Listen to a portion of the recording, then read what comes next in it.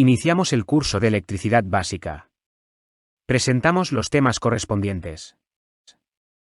Principios de electricidad. Electricidad y magnetismo. Espero que les guste y que continúen siguiendo los títulos. Activa la campanita para que seas avisado de mis próximos vídeos, dame un like y suscríbete al canal.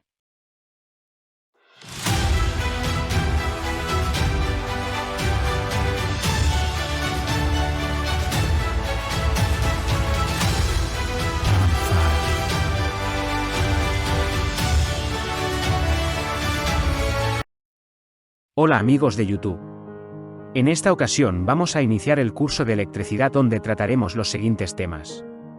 Principios de electricidad. Electricidad y magnetismos. Circuitos eléctricos. Control de flujo de corriente. Análisis de circuitos.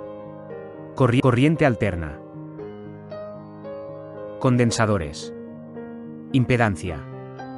Circuitos trifásicos.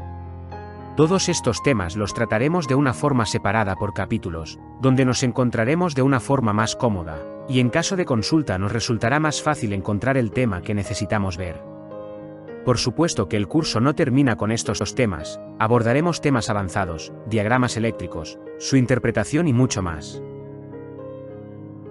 ¿Qué es la electricidad?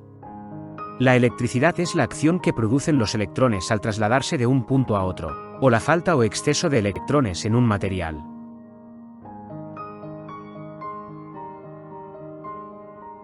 Electrones. Todos los efectos de la electricidad pueden explicarse y predecirse presumiendo la existencia de una diminuta partícula denominada electrón. Aplicando esta teoría electrónica, los hombres de ciencia han hecho predicciones y descubrimientos que pocos años atrás parecían imposibles. La teoría electrónica no solo constituye la base para el diseño de equipos eléctricos y electrónicos de todo tipo, sino que explica los fenómenos químicos y permite a los químicos predecir y formar nuevos compuestos, como las maravillosas drogas sintéticas. En vista de que la presunción de la existencia del electrón ha conducido a tantos importantes descubrimientos en el campo de la electricidad, la electrónica, la química y la física atómica, podemos suponer sin temor a equivocarnos que el electrón es una realidad. Todos los equipos eléctricos y electrónicos han sido diseñados en base a la teoría de los electrones.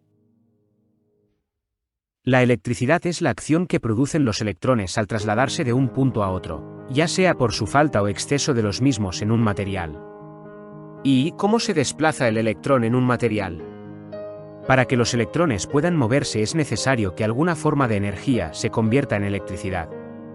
Se pueden emplear 6 formas de energía, cada una de las cuales podría considerarse como fuente independiente de electricidad. Para entender bien estos conceptos, debemos empezar por el principio, conociendo al electrón, al átomo y a la estructura atómica de la materia. Estructura de la materia.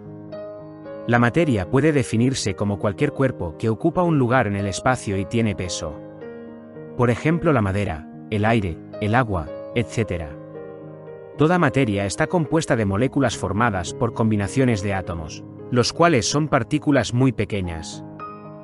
Los principales elementos que forman al átomo son el electrón, el protón, el neutrón y el núcleo. En el núcleo de un átomo hay protones, que tienen una carga positiva, y neutrones, que no poseen carga. Los electrones, en cambio, se encuentran girando en órbitas alrededor del núcleo y tienen una carga negativa. ¿Cuál es el origen de la electricidad? Los electrones giran alrededor del núcleo debido al equilibrio de dos fuerzas. La fuerza propia del electrón que lo mantiene siempre en movimiento y la fuerza de atracción que ejerce el núcleo sobre el electrón. Los electrones que se encuentran en la órbita más lejana del núcleo pueden salirse de sus órbitas, aplicándoles alguna fuerza externa como un campo magnético o una reacción química. A este tipo de electrones se les conoce como electrones libres. El movimiento de electrones libres de un átomo a otro origina lo que se conoce como corriente de electrones, o lo que también se denomina corriente eléctrica.